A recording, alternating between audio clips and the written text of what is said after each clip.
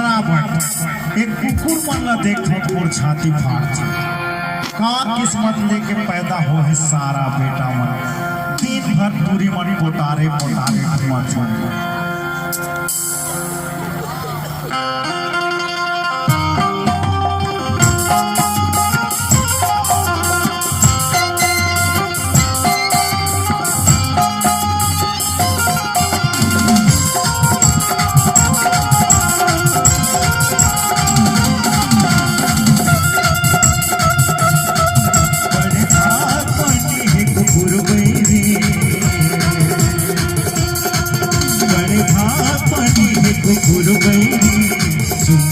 पूरी किया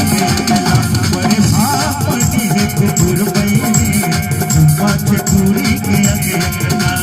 छाती में दिन भर पोटारे घूमते हैं छाती मारे छाती माँ भैया छाती में दिन भर पोटारे घूमते हैं खाते हैं मोहनी में रमला खाते हैं मोहनी में रमला बड़े भापनी है कुकुर बैरी पूरी के बड़े आपनी है कुकुर बैरी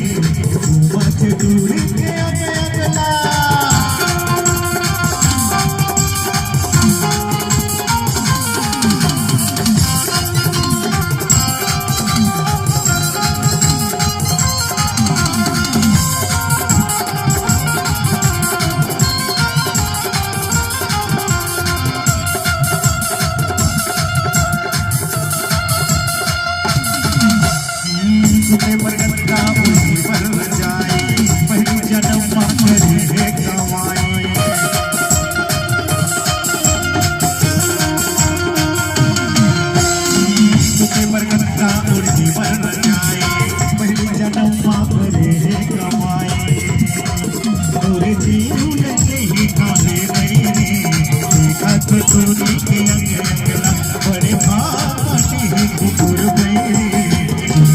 दूरी के अगला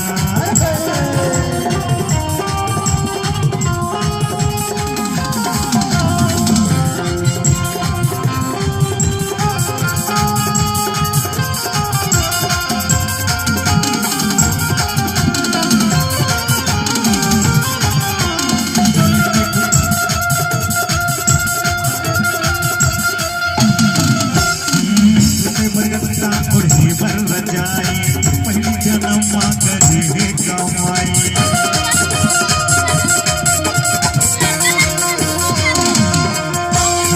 छूटे बरगद उन्हीं पर जाए पहली जन्म करे कमाई हम काम हैं कुकुर बैरी पाए हवन में मस्त कनला बड़े भापनी है कुकुर बैरी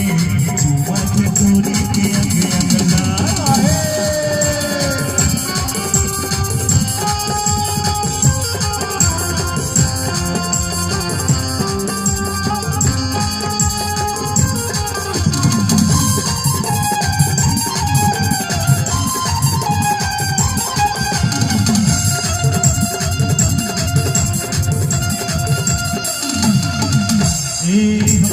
बोता दिखाई दिया चल जाही सब पलियों चल जाही लाठी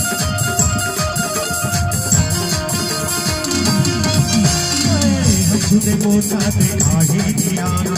चल जाही सब पलियों चल जाही लाठी